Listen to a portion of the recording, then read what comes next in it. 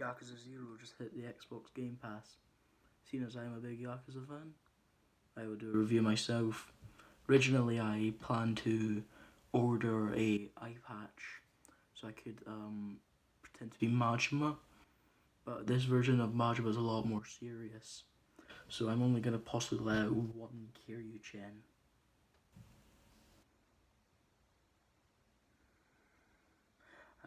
I just can't scale.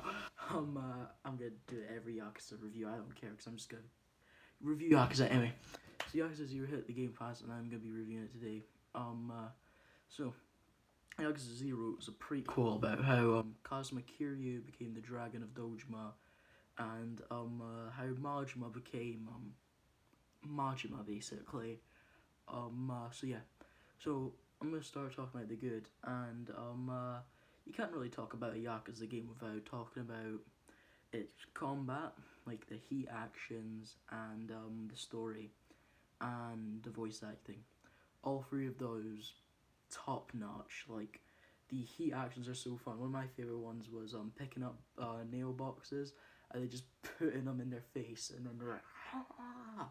That was one of my favorites. And the one in rush mode, which I only unlocked at the end and used for the final boss when so I'm fighting Shibusawa, he punches the wall, breaks all his fingers in an uppercut, and that was a pretty cool one. The one of Beast where pick him up, oof, and yeah, just really fun he actions like that. And this one innovates because you gotta play as Kiryu and Majima. So playing as Majima, I think I had more fun playing as Majima than Kiryu. Basically, like, so I really liked Majima's Fug style. I really liked Slugger. Slugger has some pretty fun moves where you use the baseball bat and then just swing with it. And my favorite one was when you put the he hits him to the ground, gets the bat, puts it in their mouth, and then just then breaks their jaw. And I really liked Fug because he does the Black Widow thing where he does the leg takedown. Where he like wraps his leg around their necks and takes them down. And I don't mention too much on my channel, but I'm like the biggest Marvel fan. I know Endgame was my favorite movie. I said that in one of my videos, but I need to bring it up more often. So yeah, so we talked about the gameplay, and now I'm gonna move on to the story and the characters. Now, I played Kiwami 2, and I was gonna review Kiwami 2 first, but just didn't feel like it. I will review it, but I just didn't feel like it, and because Zero's now on the Game Pass, I thought, why not? So anyway, a review. Well, I am reviewing Yakuza 0. Sorry, I get mixed up my words a bit. So the story of this is Kiryu becoming the Dragon of Dojima, kind of. Cause that's basically the final boss when you fight Shibusawa. Anyway, so Kiryu's story is a turf war, and Majima gets involved in this as well. Near the end of the game, so it's a turf war. About this like little bit of turf, like this tiny bit of turf that they call the empty lot, and nobody knows who owns it. And basically there's three Dojima lieutenants, Kuzi, Owano, and Shibusawa. I'll get onto them later. And basically whoever wins, they become the captain of the Dojima family, or is it? I can't remember if it was the captain of the Dojima family, or was it the Tojo clan captain. I can't remember which one it was. So then basically Kiryu gets brought up in this whole war.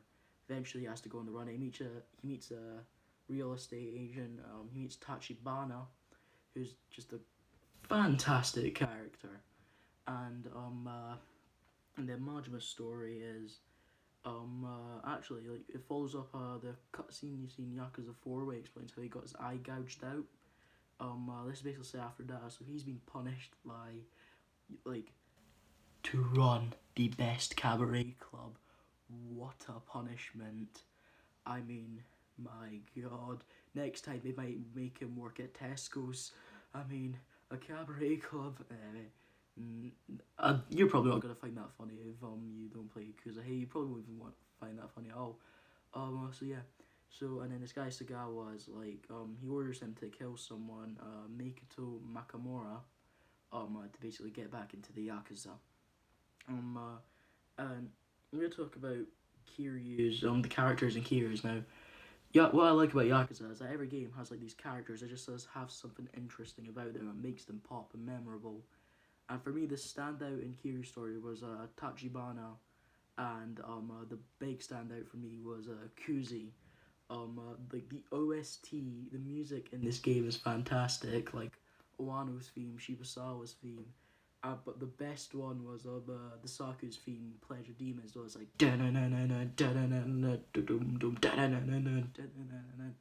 that was my favorite one, and the boss battles are epic as ever.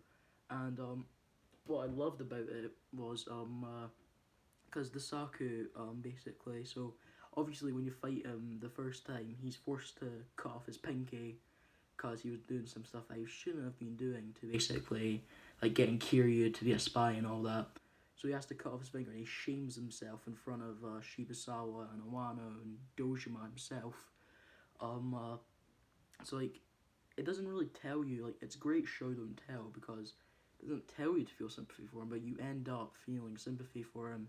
And the rivalry between these two is so great, and by the end, that final fight, you can tell they have respect for each other. And my personal favorite fight against him was the one where you're in the sewer, Kiryu's running, and then all of a sudden you just vroom vroom vroom. He comes on a motorcycle, and he has the pipe. He's like Kiryu, and then you have that amazing fight. His theme kicks in, and it's just great. And then our great characters like Jinoda, he's a great character, and he could have just been a dirt bag, but they have this thing where it's like you understand what he does because it's like there's this whole twist about that I'll get into with Majima. So yeah, talked about that with Kiryu's story. Nishiki's great, and there's what I think Kiwami two. What I think Kiwami two lacks is emotional moments. The only emotional moment I felt in the second game was the very end. Well, the very end because I felt that was cheesy when that song started playing. I'll get into it in another review. But this game, I feel like, has a few scenes that pack an emotional punch, like Kiwami, the first Kiwami. And an example is when Nishiki holds the gun to Kiryu's head, and he's just like, all I can do is make it quick. But then that bit did make me laugh later on when Nishiki's crying and Kiryu just kind of steals the car. I can just imagine Nishiki on the road. It's like, yeah, I gotta get back to Kamarosh. It's like, I'm gonna give Kiryu that slow death himself on myself. So yeah, now to move on to Majima's story. With Majima, you also get interesting characters like Nishitani, Wenhai Lee, who you don't know what to make of him at first because you think he's like a sex trafficker, but he's not. And then you think it's Makoto, but you're like, how can this blind girl be a sex trafficker? And then there's that twist where she was sex trafficked, and then basically right, she was sex trafficked. It turns out it was a guy with a bat tattoo, who when Kiryu takes her turns out to be Jinoda. And the reason why Jinoda he doesn't want Mikito to meet because turns out she's Tachibana's sister. But he doesn't want them to meet because she'll tell Tachibana about him, and he, not because of to hide himself or anything, but he genuinely doesn't want to hurt, like break Tachibana's heart. So I thought that was actually compelling. It was good the way he died. But then again, he was working for Shibusawa, so yeah. But Saga was a great character. We get to meet Shimano's oath brother, so that was pretty cool. And I think Majima's story was much better than Kiryu's personally, because with Kiryu he just felt like the eyes for his story. Although I do like his eyes, his bond with Tachibana. But with Majima, I thought his story was much more compelling with Makoto. And that final fight before you get to Awano, I love it when he's like he beats the guy and the guy's like, oh, this guy's got a screw loose, he's crazy. It's like, how can I run in my path? And he just goes mad, and then he becomes the mad dog, basically. So moments like that are great. This has some great fan service. Like you get the cutscene from Yakuza 4, like Saejima shows up at one point. You obviously get Majima becoming the mad dog. You find out how the Dragon of Dojima originally was made, and there's a boss fight where you get to fight Masura frickin' Sarah, and you get to fight Osamu, which is great. and Nishiki again, and they do build on the bond between Nishiki and Kiryu, which is another great thing. But the Dojima lieutenants like Awano and Shibusawa, like most Yakuza games, it still has a little bit of a sense of humor. Like one of my favorite moments is after the sewer boss battle, and then Kiryu comes up. Then it's like it's a nightclub and Awano's whatever the woman is like Kiryu, and he's that's it, and he's like, what the hell's going on? And Awano's like, use your eyes, I'm dancing. Moments like that are just like small bits of comic relief, like Yakuza humor is what it is. Um, uh, and Awano is like you hate Awano throughout the game, but his last moments you feel like he's redeemed himself. Same with like Kuzi. Like Kuzi doesn't really redeem himself because he does kill Tachibana. Well, that idiot does with the hammer. Then Kuzi like grabs his face and smashes it in the floor. Um, uh, and you feel respect for Kuzi then. And Shibusawa, you don't like him until the end as well, but you sympathize for him a little bit. But then again, it's like you're still not a fan of him because like he drops his backstory because he's behind the scenes the entire time of throughout the game. Then it turns out he's the original Dragon of Dojima, and get to know about his backstory with his father, which is pretty sad. So like you can understand where certain characters come from when Chibisawa is talking about building a legacy, and the only way to build a legacy is by yourself because of his experience with his dad. So like you do feel kind of sorry for the characters, and I think the ending, because when I was talking about emotional scenes, like for me the standout emotional scenes was that scene where Mikoto, because obviously she's blind, so she's gonna finally reunite with Tachibana, but he's obviously dead because he did kind of get his head smashed with a hammer. So she's like, "Oh, brother, brother," and then she obviously can't see, so she's just like, and then she feels his body, and she can feel all the scars on him. She's like, "Oh no, that was one of the ones that got me." And the very end, where Majima basically walks away from Mikoto, like it's a bittersweet feeling. Like Majima does what he sets out to do, which is to keep Mikoto safe, but he has to risk like he basically gives up his love for her, because you can tell he loves her throughout the game. And he basically never sees her again until the Kwame 2 DLC. So and the music in that scene is what really got me. Like the last scene is like Majima walking away, and it just cuts to Mikoto's eyes, and you just see Majima slowly going, because it's in the middle of Kamurocho, and then the credits start going. Song with the cello starts playing, and that was it. Almost got me to tears that part.